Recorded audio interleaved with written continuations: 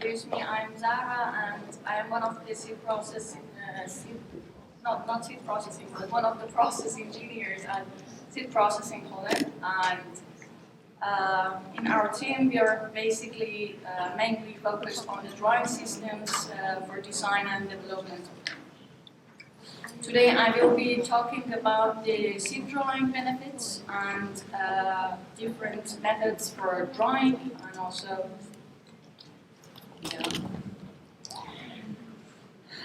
also different methods which we can use for the drying process, like open loop drying, closed loop drying, and then we will go more in depth in the closed loop drying and learn about how it happens. We have picked up one of our famous drying machines, which is DRM, and it's working based on refrigerants.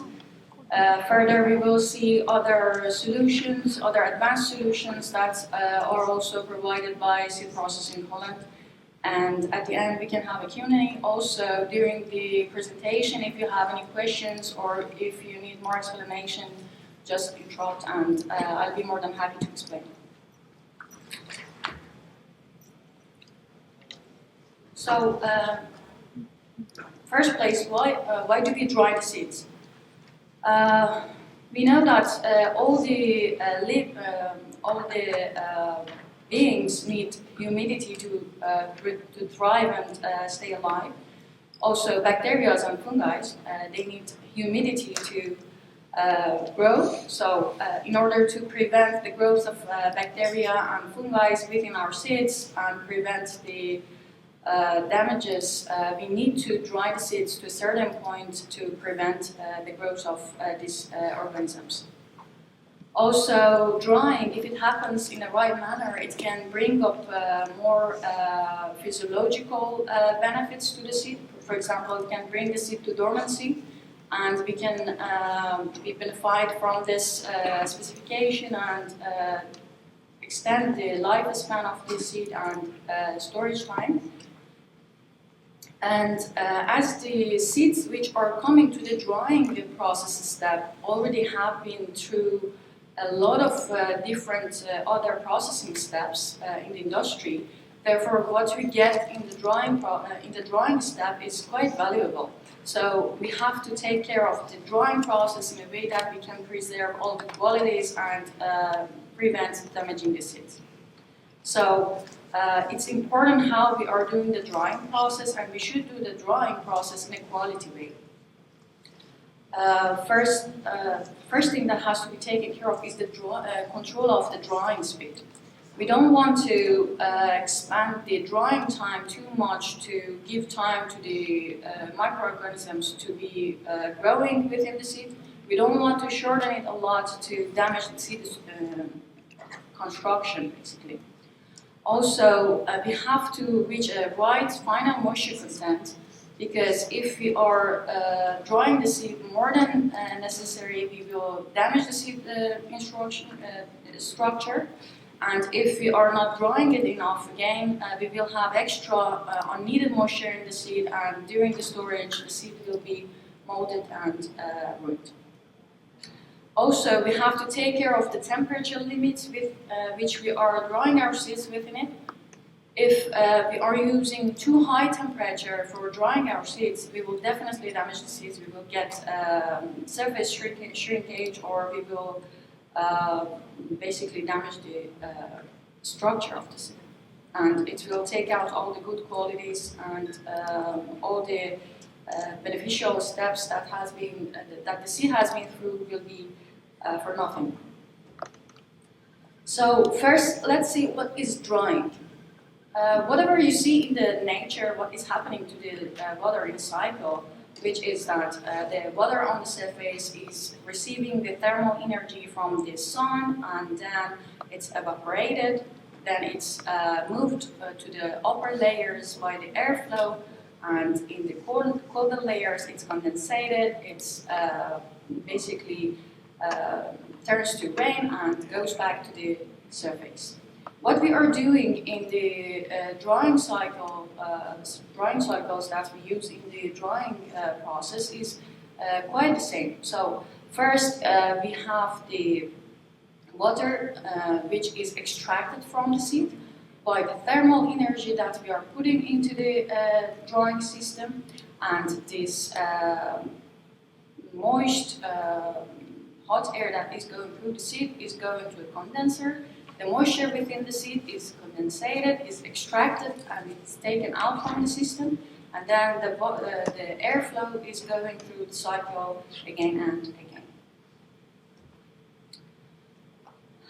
There are some terms that, if we know a little bit more about them, it helps us to understand the drying process better, and it will help us throughout doing the process in a better way. Even if you have a perfect drying machine, if you don't know how the process is happening, you cannot use it in a right manner, and you don't know the principles of the drying process, then that perfect machine is also not going to be delivering you all the capabilities it has. So it's good to know how the drying process happens, what are the conditions that we have to give to the drying machine to get the best result at the end of the process. One of the most important things, one of the main things that is going through this process is the airflow. So if you know the airflow better, then we can understand the process better. The airflow is the energy supplier of the process, and therefore it is important to know how the airflow is behaving throughout the process within how the temperature is going on, and also this airflow is the transport medium for the process, which is extracting water from the seed and is going around and taking out the moisture from the system. So as I said, temperature levels are important during the process. The temperature of the airflow, it has to be taken care of. It shouldn't be too low to extend the process time too much. It shouldn't be too high to harm the seed. And the difference in vapor pressure, which I will explain more about later, is also important. So we should have a certain amount of difference between the vapor pressure difference between the airflow and the seed surface.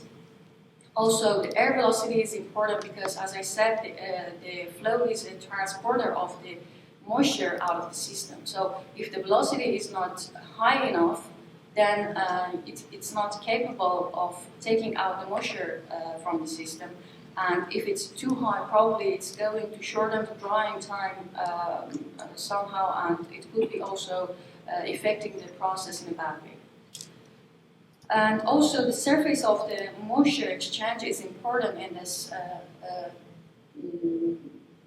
process. How it's because the more you have the exchange surface between the airflow and the seed, you can get a better chance to transfer thermal energy, and you can get a better mass transfer, which is transfer of water from the seed to the airflow. So this is also important. So more properties of the airflow that is going on in the process. We have two terms. One is the air moisture content.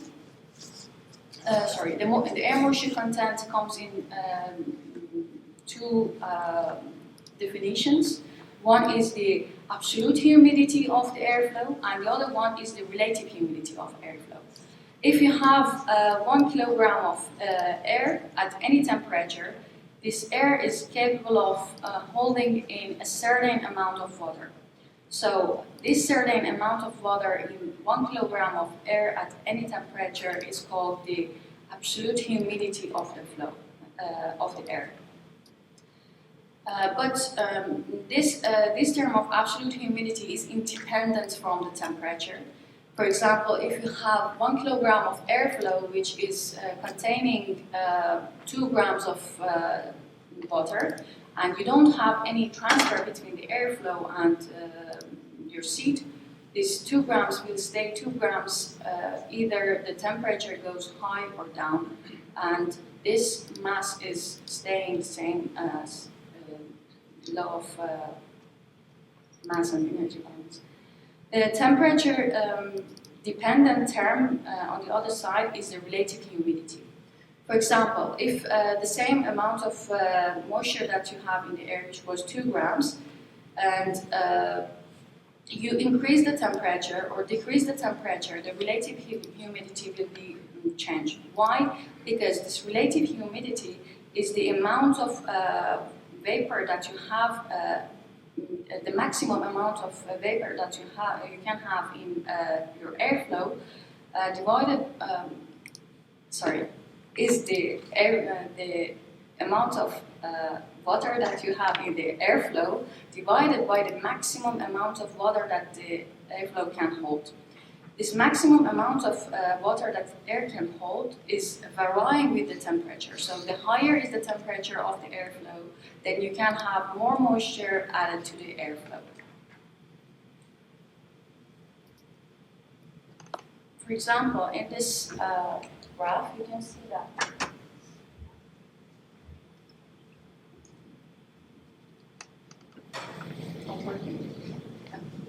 So it means that you have 7.87 grams of water in 1 kilogram of airflow at this temperature and relative humidity. So if you move from point 1 to point 2 and you increase the temperature from 25 to 30 degrees, it's certain amount of water that is inside the air is not changing. This 7 grams stays 7 grams all the time. But as the capacity of the airflow for holding water is increasing, therefore the relative humidity is changing from 40 degrees to 40% to 30%. So the capacity of the airflow for holding water in this temperature of 30 degrees is more, therefore the relative humidity will be decreased by increase of temperature.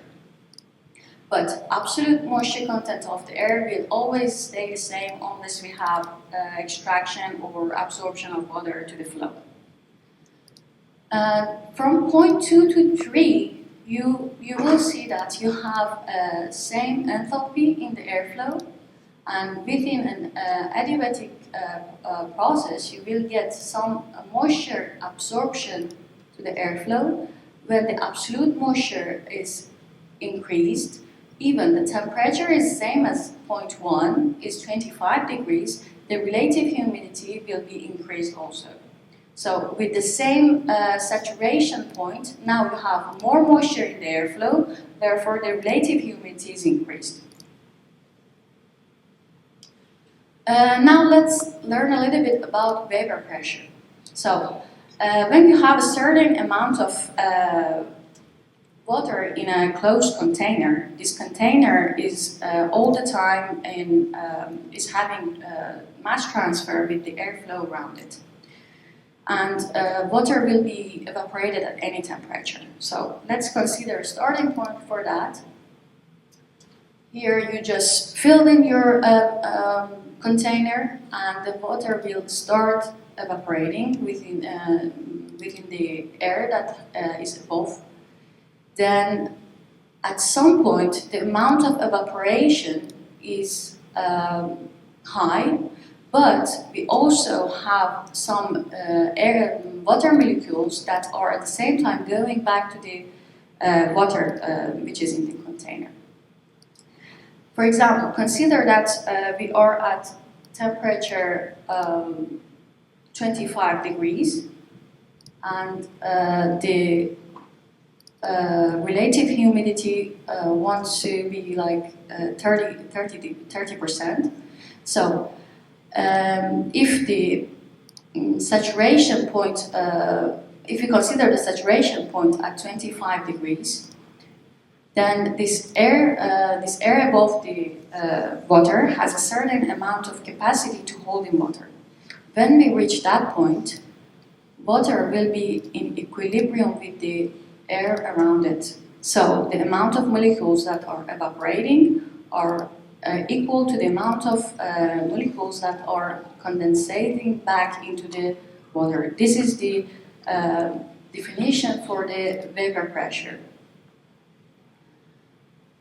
Now, what is the equilibrium moisture content of the seed? any type of seed that we have in any different temperature has an equilibrium moisture content with any certain relative humidity in that temperature. For example, for tomato seed, when your flow is at 25 degrees and 30%, it means that the equilibrium moisture content of the seed is 6.3. So whenever you can keep your tomato seeds in an ambient and the temperature and relative humidity is not changing from 25 degrees to 30%, it means that your seed has 6.3% moisture content. And it's different at any relative humidity. The higher is the relative humidity, the higher is the moisture content of the seed. And it is quite different for every single type of seed. Could be close like tomato and melon at 25 and 30 degrees, but it could be quite different comparing tomato and wheat, which is 3% difference at 25 degrees and 30%.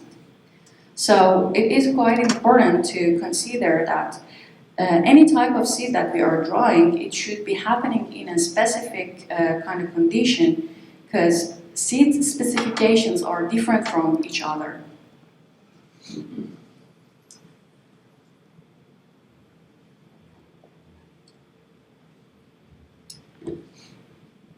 We have different type of moisture content in our seeds. And first one is the moisture content that is placed at the surface of the seed, and we call it a non-bounded moisture content. This non-bounded moisture content is very easy to extract. The extraction happens very fast. And then we come to the bounded moisture content, which is within the seed, in lower layers of the seed. And it is more difficult to take it out. And the drying process, in that step of the process for extraction, the bounded moisture is slower. We also have chemically bounded moisture content in the seed. This chemically bounded moisture content that we have in the seed, we are not tending to take it out. That's why we dry the seeds to a certain final moisture content. So if it is defined for tomato seeds to be dried up to the point of 6.3, we never have to exceed this 6.3 and dry it to 3%. Why? Because this chemically bounded moisture within the seed is one of the seed characteristics, is part of the seed composition. And if we take it out, then we are damaging the seed structure. So we have to be careful about the final moisture content that we are reaching. I have heard it in past that people say, okay, if we over dry the seed, then we will soak it and it will be solved. It's not the case all the time, and it might be dangerous for most of the seeds to over dry.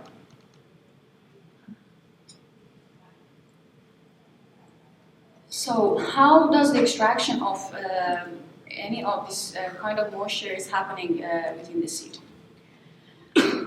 The surface moisture content is easily and fast taken out by the airflow. We blow in the hot airflow, which is also dry and has a low relative humidity. Therefore, we can get a vapor pressure difference with the airflow, and the airflow that is basically very close to the seed and is encapsulating the seed. So this difference in the vapor pressure can help the evaporation. The water is transferred to the airflow and is taken out of the system. When the moisture in the surface is completely out, then we have a vapor pressure difference between the surface and the kernel of the seed. That's where the moisture diffusion of the bounded moisture in the seed starts, and the moisture starts slowly going to the surface, and the same process that happened to the surface moisture will happen to it, but the thing is that it happens slower, and it's a more difficult process because the water molecules has to be transferred from the kernel of the seed to the surface of the seed.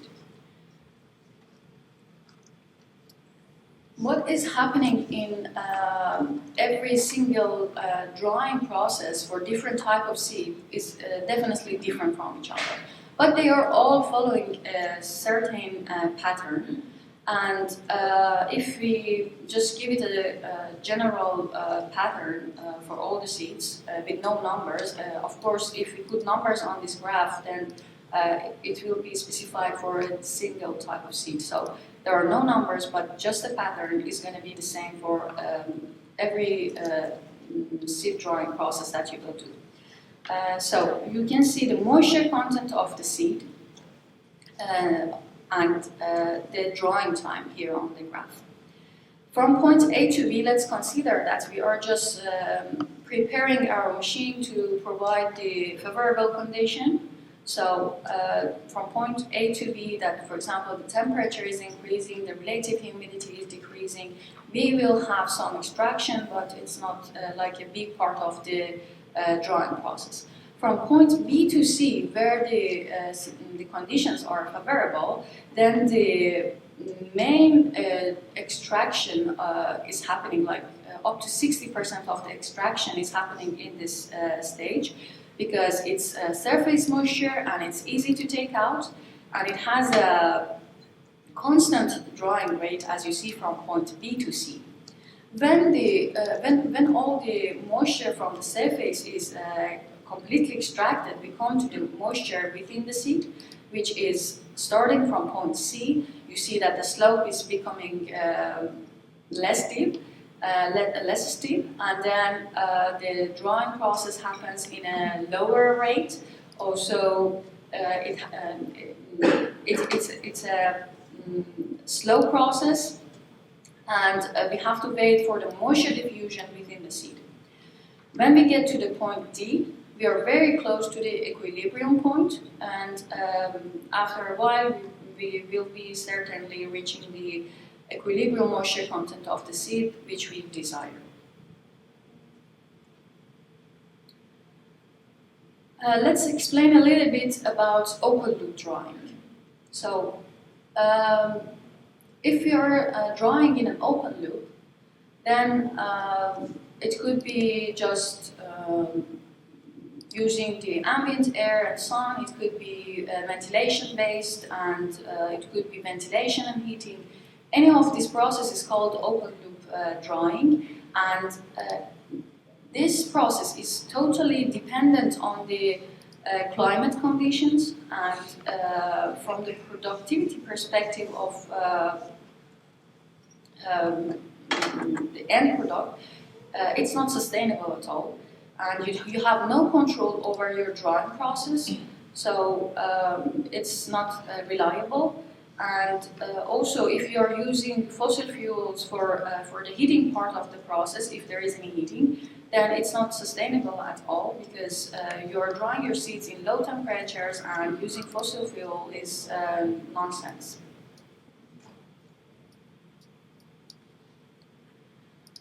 So, if that type of drying is not beneficial at all, then what shall we do? Closed loop drying. What is closed loop drying? When we are doing the whole drying process within a completely closed system, where the air is recirculating all the time, we can call it closed loop system. What is happening in this system is that the process becomes 100% almost independent from the ambient condition.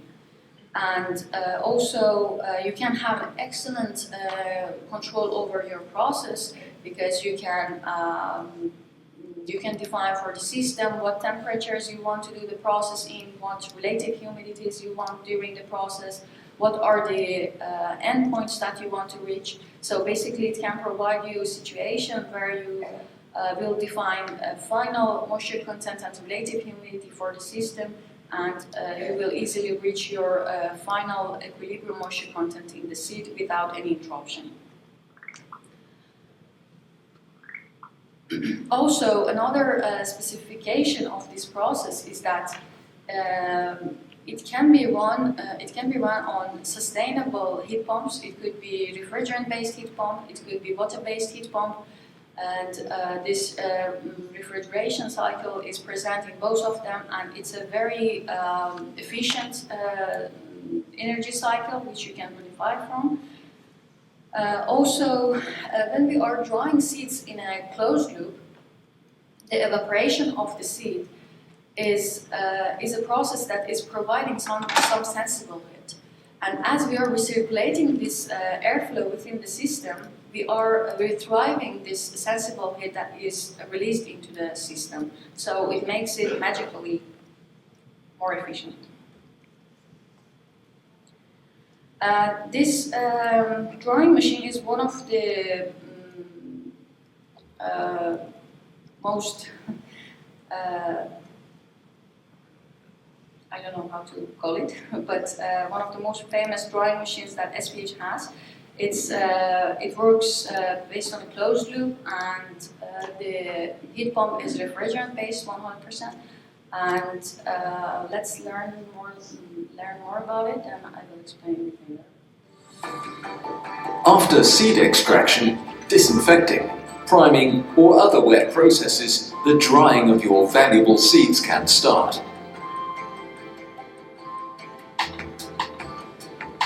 If you want to maintain the seed viability, it is essential to use the innovative new DRM seed drying technology.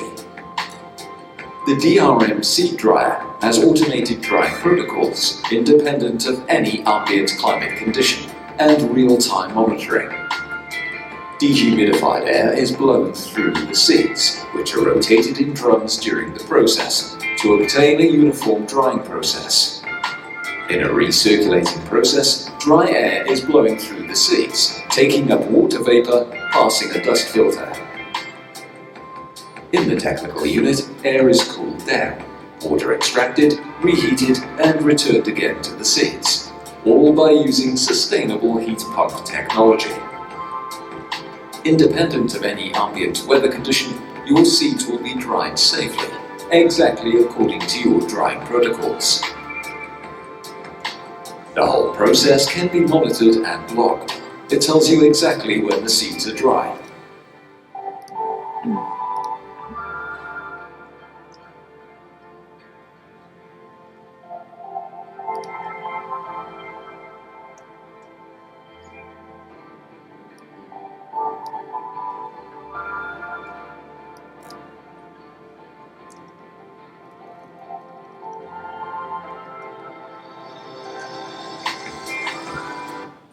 So, as it was explained, this machine is it has a very nice control over the process, and it is using very low global warming potential refrigerant in the refrigeration cycle. Also, you can have a constant end quality of the process of the product at the end, because you can exactly define for the system how you want the seeds to be dried. You can define time intervals, different steps, and different drying conditions in each step, which can provide you a very, very precise control over the process. And you also have the possibility to do conditioning at any step of the process. And it is recommended to be done at the end of the process. You can get a very good conditioning phase and constant homogeneous end product.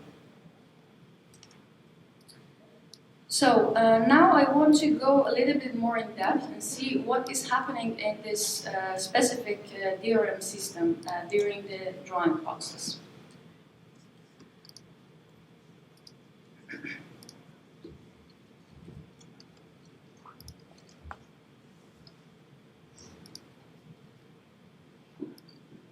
I want to be just focused on the conditioning phase. So from point C, as I explained before, from this point on, the system is trying to bring the seed to the equilibrium moisture content. So the amount of seed moisture content that is evaporated within the airflow is equal to the air moisture content extraction.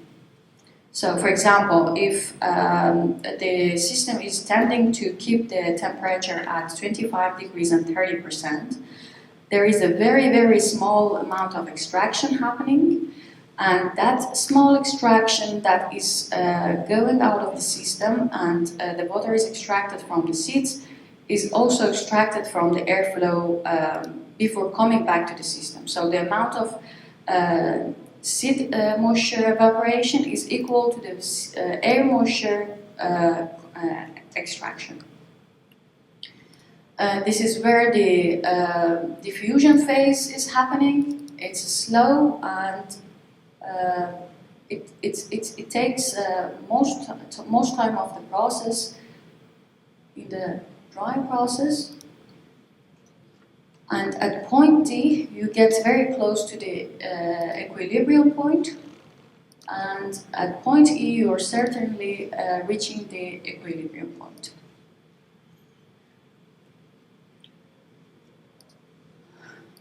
This is an example of how temperature and relative humidity are behaving within that system. So if you start here with temperature defined as a set temperature of 20, with a certain temperature and relative humidity that is set for this step, all these jumps that you see in the yellow line are defining one step in the drying process. We have started, for example, with 34 degrees in this process, and then we said, okay, we want to have the process within 30 minutes with 30 degrees with the relative humidity of 80%, for example. And then from time interval 2, which is step 2 of the process, we want to have the temperature at 36 degrees and 60% relative humidity defined. And then further, you decrease the temperature to get to the point you want.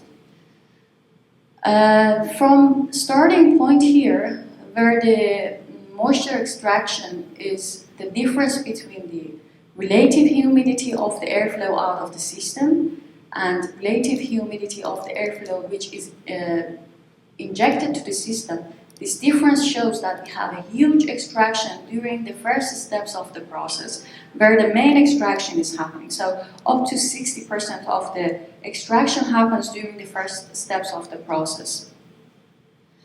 And here, during the first steps, is where you have the chance to use a higher temperature for the process, because the amount of water in the product is high, and it will prevent the seed kernel to be heated, and it will prevent the seed kernel to get to high temperatures. So here, the first steps of the process is where you can benefit from increasing the process temperature without harming your seed.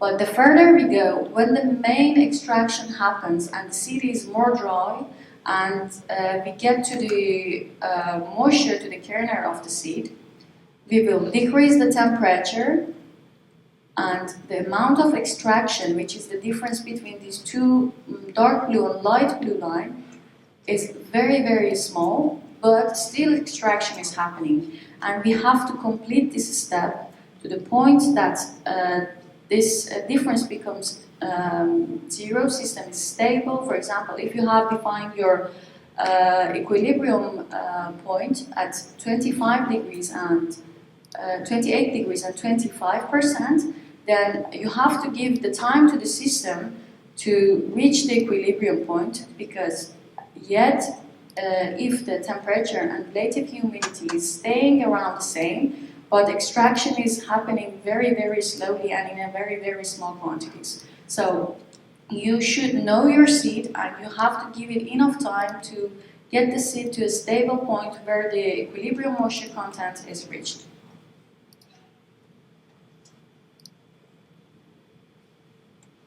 This conditioning phase is one of the most important steps in the drying. As I said, in the first step of the drying, you can just increase the temperature as much as you're allowed and have a fast extraction. But where it gets to the conditioning phase, it's more difficult and more critical. So the final moisture tables that I used in the, earlier in the presentation are taken out from experiments and articles. So the 25 degrees centigrade and 30% that I defined is one of the most used final conditions that are implemented at the end steps of the process to get to the desirable final moisture content of the seed. If you are processing your seed in low seed temperature during the conditioning phase, it will have a very good and positive effect on the shelf life of your seed. If you start your process with, for example, 35 degrees and 30%, and to the end of the process you continue with this high temperature, then the end product will definitely have a lower quality than when you use a lower temperature for doing the conditioning phase. And you know that most of the seeds after the drying process are stored at 50 degrees, which is a lower temperature. And if you are drying your, if the last step of the drying is happening in very, very high temperature, and right after you want to, for example, transfer your seeds to the storage, then you're wasting a lot of energy there as well. Also, after the drying process is done and you have done the conditioning phase also perfectly, it is important how you are taking care of your seeds after the drying process.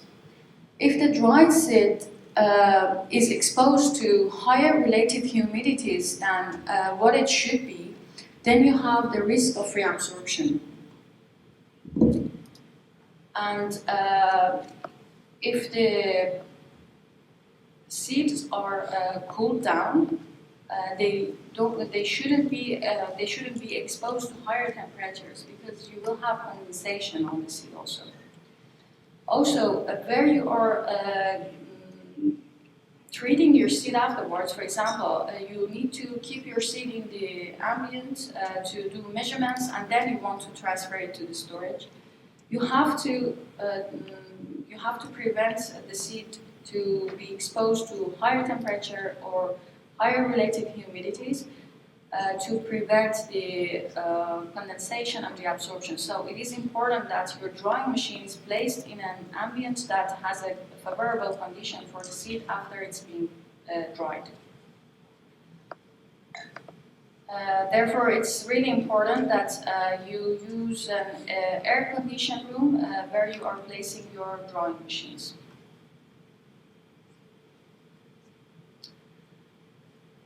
The same drying machine that I explained about, and it works based on a refrigerant-based heat pump, it could be also turned into a water-based system. So all the transfer that was happening in the system from refrigerant to the airflow, it could be first going through the refrigerant and four-pipe refrigerant and water flow, and then water will be your secondary medium to transfer the hot and cold thermal power that is needed for the process to the airflow. This system is more sustainable, as the you can have a central heat pump. The central heat pump can be placed outside, and you can benefit from using natural refrigerants, which are even more sustainable. And you can have the water as your transfer medium, and you always have the possibility to choose a bigger capacity heat pump to place outside, and later on, whenever you want, you can extend your plant with more dryers which are connected to the central system.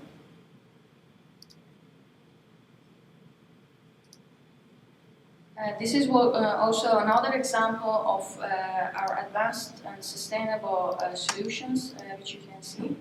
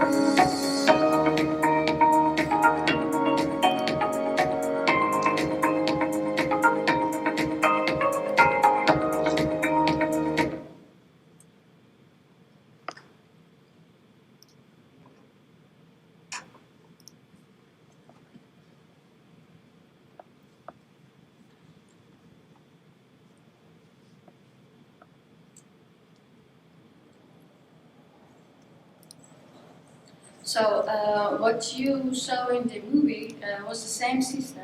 It's called box drying, and this box drying is it has individual process control over each box in terms of relative humidity and airflow.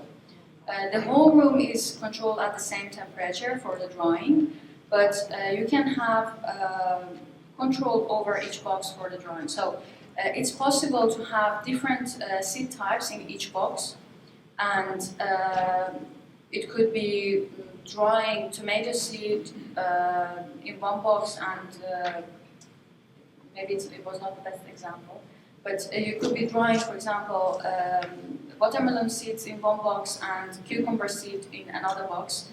And they will happen totally independent from each other in terms of airflow and relative humidity. Also, you can start one process 8 a.m. and then add another box later to the room at 12. And these two processes are not going to interrupt each other, so they're operating individually from each other. Also in this system you have the possibility to run it on water-based heat pumps, which is a sustainable solution. And as I said, you can use very, very low global warmth potential refrigerants, or even switch to natural refrigerants if you want.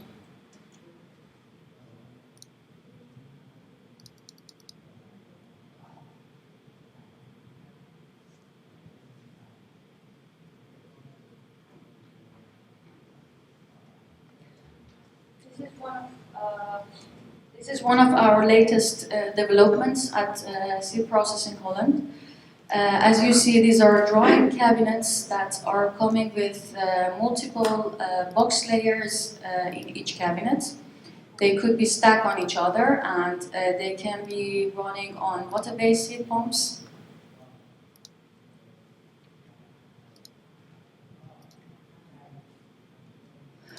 Each cabinet is coming with a dry air generator where we dehumidify the airflow for the drying process. Each cabinet comes with multiple boxes as required for the process. Each box comes with its own ventilation unit, its own heating unit, and furthermore in this process we have control over the airflow velocity, which makes the process even more efficient. The heat pump is providing the hot and cold source for the process.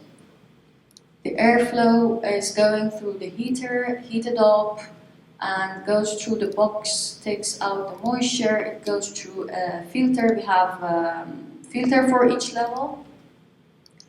Then it partially goes back to the process. We return some part of the airflow to the process without any dehumidification. We just heat it up to give it some more thermal power. And the airflow partially goes back to the dry air generator to be dehumidified and provide enough capacity for the process. This system is also based on a closed loop. You can have optimum control over the process as each level is controlled individually. You can have ventilation power reduction in this process because it's going on in a closed loop system. You don't need to inflate crazy amount of airflow for extraction because the airflow that is dehumidified and it has enough capacity to remove the moisture from the seeds. It's heat pump based, and also you have the possibility to do fluidized drying in this system, which will provide a good surface for the thermal and mass transfer throughout the process. And also we have heat recovery in this system in multiple steps. So first thing first, we are using a heat pump which is retrieving energy throughout the process of the refrigeration. And then we have a dryer generator where we are retrieving some part of the heat also in that. Then the system is closed loop, and we are also benefiting from the sensible heat released from the seeds, from the evaporation in the seeds. So it's pretty efficient.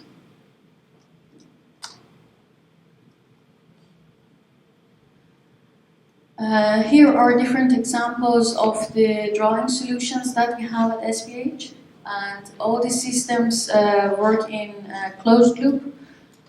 They have the possibility to be used with central water-based heat pumps. You can have, based on each process that you choose, for example, in this one you can have single control over each layer of boxes in each wall, or in this one you can have process control individually over each box. In this one you can have process control over each cabinet. So it depends on the process requirements that you have. Then you can have different individual process control per section. You also have the possibility to do the process independent, totally independent from the ambient, because they are all happening in closed loop. Also, in terms of having multiple production, multiple type of seeds in production, you can have the possibility to choose different containers. And for example, in this cabinet, you have the possibility to use boxes, big drums, small drums. You can have static drying, or you can have fluidization also. So it's quite flexible in that term. And also they are all, as I said, working on water-based heat pumps, which means that you have a dry air generator where you can make your system efficient from 25 to 50% throughout the process.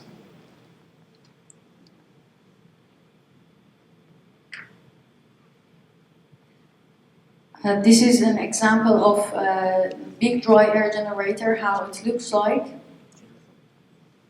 This is where we dehumidify the airflow, and then each dry air generator, based on how big it is and how much the capacity is, could be connected to multiple cabinets or boxes or drying walls. This is also one of those cabinets which you have the possibility to place different type of drying compartments within. This one is like a huge drum that can be placed inside. It could go with boxes or small drums also. This one is another solution. It's called cell drying. Each cell comes with multiple boxes. This specific one comes with 88 boxes per cell. Each cell is containing 2 drying rows, and each row is controlled individually. They are all connected to a water-based heat pump, and the site is placed in Italy, and they use it specifically for drying leaf bulb, which is a very sensitive product. If you have any questions, I'll be more than happy to explain more. Hi Sarah, thank you. My question is, let's say if I'm using the SPH dryer to dry the seed, and let's say if the drying period is taking too long, can I assume that it already reaches its equilibrium at that point, at that set point? Okay, it's a good question, but what are the conditions that you are using? Okay, let's say... It depends on the seed type, on the conditions. Yeah, so let's say I'm working with the tomato seed, and the temperature used was, let's say 28 at the 25% of the RH. Mm-hmm. Yeah, and let's say the MC hasn't reduced in it taking too long. What hasn't reduced, or? The MC, the moisture content. Okay. Yeah. So when you put the seeds inside the machine, what was the starting moisture content? The starting was around 30 36%? First of all, I would say moisture content or relative humidity. The moisture content. So first of all, I would suggest you to centrifuge your seeds before putting it in the drying machine, because 36 is too much of of moisture content for the seed to start drying it, because it could be easily taken out by centrifuge. It's not that soaking. Yeah, it's like it's just fully imbibed. Yeah, but Yeah. after imbibing, disinfection, you have to do the centrifuge. But there are different terms that having effect on this. So, first of all, is the amount of seed that you are placing in the drying machine matching the machine capacity? Yeah, it is. Second of all, as I explained, at the first step of the process, you can benefit of having a little bit of a higher temperature for the process, because it's not going to harm your seed. And if you start with 20 degrees and 25%, of course the drying will happen, but very slowly, as the thermal power that you're providing for the process is not enough to take out that amount of moisture, because it's quite a lot. And if you're using a DRM and placing I don't know how many kilograms of bed seed with 36% moisture content, then it's too much moisture to be dried at that temperature. So you're even making the first step of the process, which is supposed to be fast, slow. And if all these terms are being taken care of and the drying process is still not happening, maybe you have to check also the technical compartments, like if the filter is clean enough, if all the I don't know, if the door is closed properly, if the air channels are that are in use are open, if the ones that are not in use are closed. So you have to take care of all these things, and also you have the possibility to set the fan flow to different fan powers. If you set the fan flow to 20%, for example, from the very beginning of the process, as I said, you don't have enough power to extract the moisture from the seed. So the airflow should be at the right velocity. It should be a right amount, because you need a specific amount of air for the capacity to carry out the moisture from the seed. So there are multiple different terms that has to be studied, and then if you give me more detailed information, I can help you with that. And maybe tomorrow when you go. Yeah, of course. Thank you.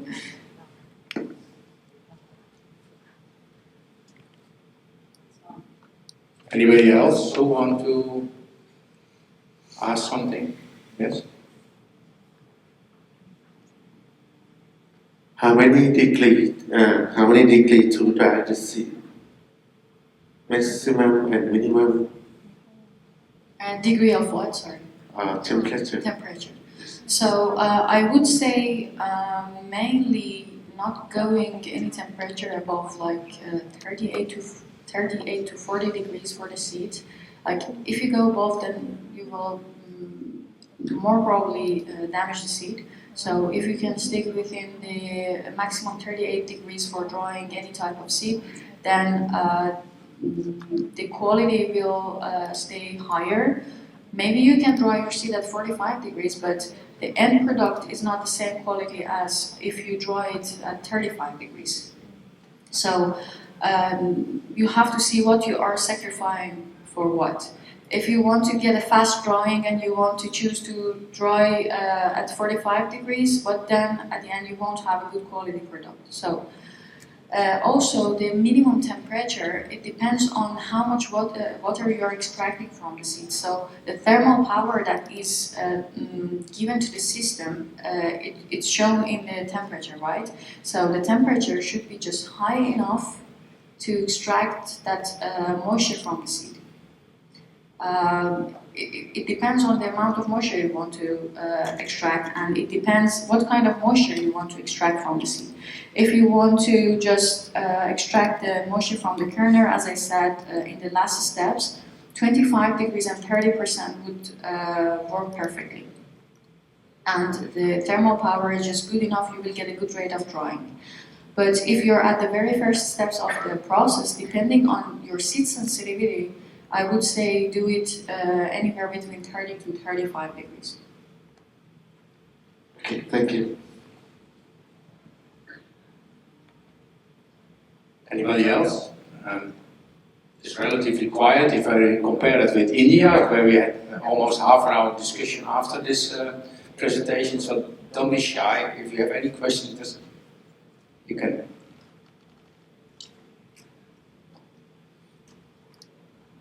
Nobody? Should I start asking questions? Yeah, we can turn it as well. So to see if everything is landed well. Here, Paul. Oh, there. Okay, sorry.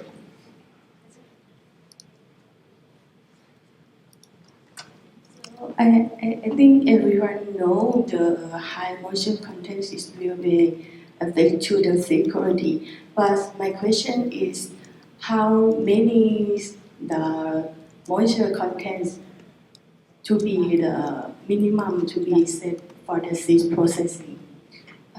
As I showed you in the table, it could be different for any seed type. So some seed type like tomato, it might be like 6% moisture content. Something like wheat might be like 9% moisture content. So it totally depends on your seed type and seed structure. As I said, it's one of the seed property. The final moisture is is chemically bounded within the seed. It's the seed property, so it should be known for every single specific seed, and it's not a type of information that I know by heart. Can I spy the standard for the every crop in? Can I search it? Yeah, it's out there. Some of them are out there. If you can find somewhere in literature what will be the standard moisture content, I suppose it is somewhere available. Yeah.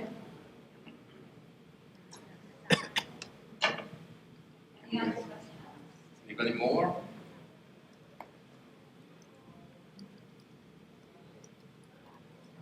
Nobody? There was also a question, and if the person can stand up who had that question, was about slide 38 from my presentation this morning. That was concerning, where I'm correct, the pelletizing unit.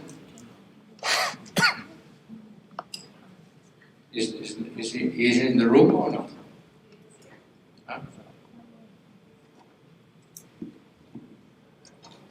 Some CP group? Yes, from CP group. Somebody isn't there. Yes, yeah. So maybe you can repeat the question for the audience.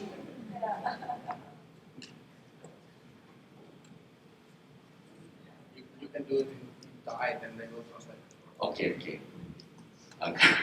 พอดีเมื่อเช้าเนี่ยผมเห็นเครื่องมือสองส่วนนะครับประมาณสไลด์ที่37สไลด์ที่38นะครับก็ไม่แน่ใจว่าเป็นตัวแรนดอมเมล็ดหรือว่าตัวแซมปิ้งมันนะครับหรือว่าเป็นเครื่องมือชนิดไหนนะครับส่วนอีกคำถามหนึ่งเป็นเรื่องเกี่ยวกับเหมือนโฟล์คลิฟท์ที่ใช้ยกคล้ายๆกับฮอปเปอร์ที่เอาไปดำได้ในไลน์โปรเซสนะครับสองคำถาม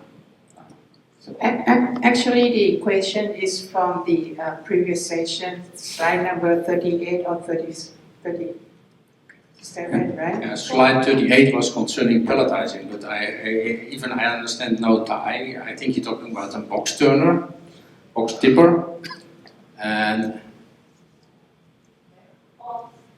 yes. So Would you like to show it up?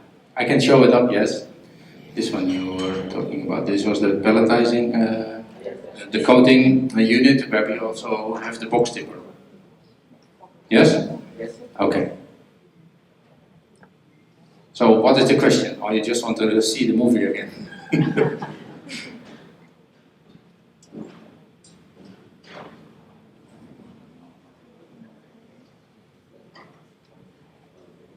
Okay, his question is that are you selling this machine because he is interested to use it in his plant? That is my main job, to sell the machine. So you can write the contract, you can sign the contract, and within a couple of months you will have it installed.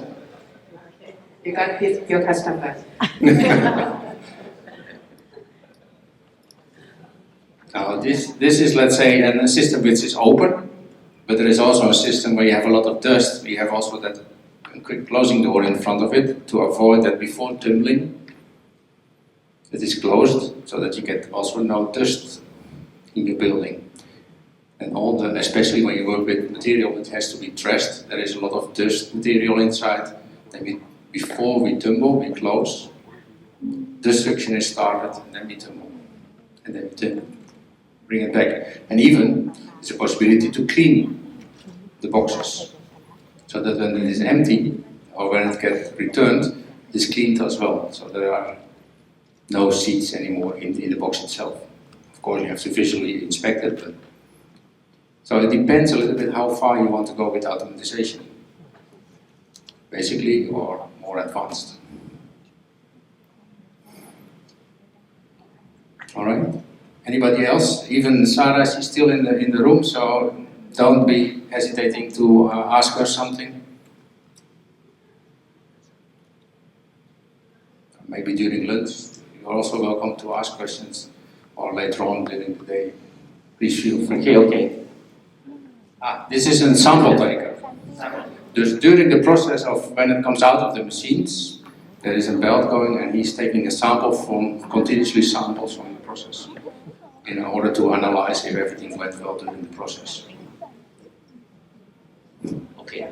It is, let's say, a very specific question from this particular customer, which is developed in order to get what he wants.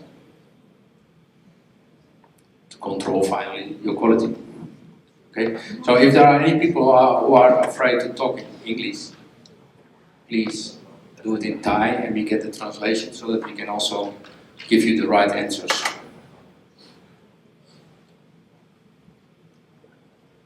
It's the same, I can also not ask you any question in Dutch, so do not hesitate to talk it in Thai. Also at home I live with, and my wife is Vietnamese and my children speaking Vietnamese with a mother. It's very good for me. I don't understand anything from it.